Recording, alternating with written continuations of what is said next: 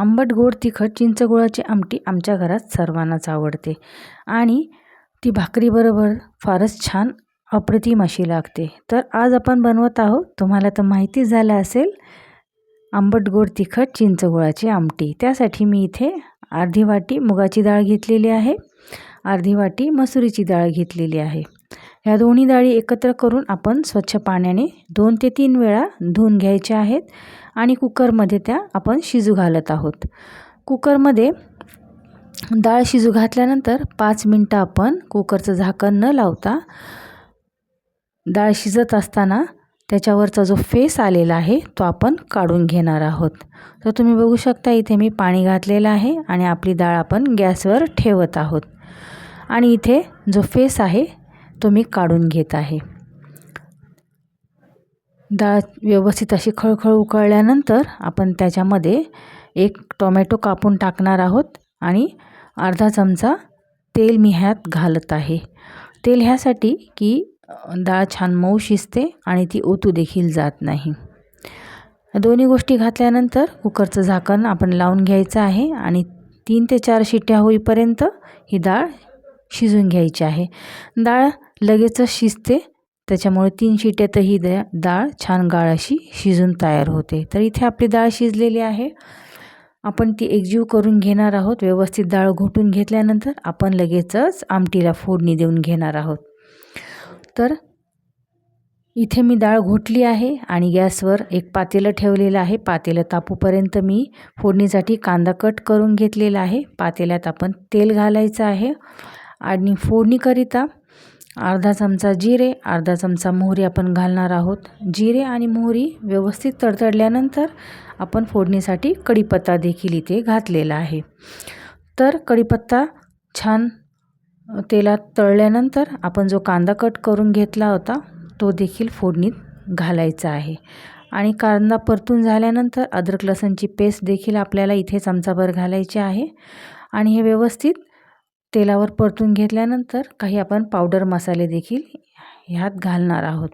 त्यात मी 1 चमचा लाल तिखट घेतला आहे, अर्धा चमचा गरम मसाला घेतलेला आहे, अर्धा चमचा गोडा मसाला घेतलेला आहे। जर तुमच्याकडे घरचा मसाला असेल तो देखील तुम्ही ह्यात घालू शकता। चिंच मी एका बाजूला भिजत घातली होती, चिंचेचा कोळ आपण काढून घेतलेला आहे आणि तो देखील आपण ह्या फोडणीत घालायचा आहे आणि फोडणी व्यवस्थित आपण उकळून घ्यायची आहे। उकळत असताना अर्धा चमचा हळद घालायची आहे आणि फोडणीत हिंग देखील आपण घालत आहोत। हिंगाने देखील आमटी बाधतही नाही आणि चव देखील छान लागते आणि चिंचगुळाची आमटी असल्यामुळे जसं चिंच आपण घातली तसा गूळ देखील कट करून घेतलेला आहे। चवीप्रमाणे आपण गूळ देखील घातलेला आहे आणि माझ्याकडे शेवग्याच्या शेंगा उपलब्ध होत्या म्हणून मी त्या देखील ह्या आमटीत घातलेल्या आहेत। जर तुम्ही बिना शेंगाची आमटी केली ती देखील अप्रतिम लागते। तर शेंगा शिजूपर्यंत आपण 5 मिनिटं झाकण ठेवून ह्या शेंगा झाकून ठेवणार आहोत आणि 5 मिनिटांनी आपण हे झाकण काढून शेंगा परतून घ्यायच्या आहेत, जेणेकरून जो मसाला आहे तो शेंगापर्यंत आतमध्ये मुरला जाईल आणि शेंगाची देखील चव छान लागेल।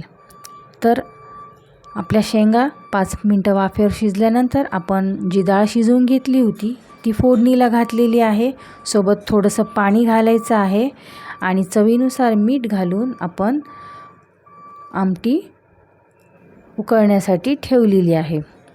10 मिनिटं आपण ही आमटी शिजू द्यायची आहे, जेणेकरून आपल्या शेंगा देखील त्याच्यात छान व्यवस्थित गाळ शिजल्या गेल्या पाहिजे आणि वरून कोथिंबीर घालून आपली ही आमटी इथे व्यवस्थित खळखळ अशी उकळत आहे आणि ती आता तयार झालेली आहे।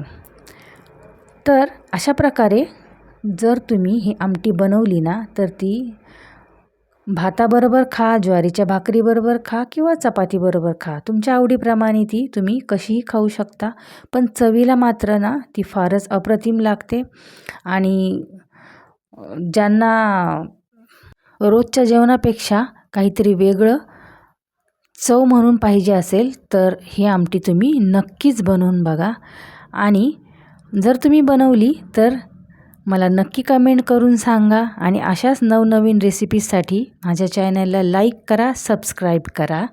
थँक्यू।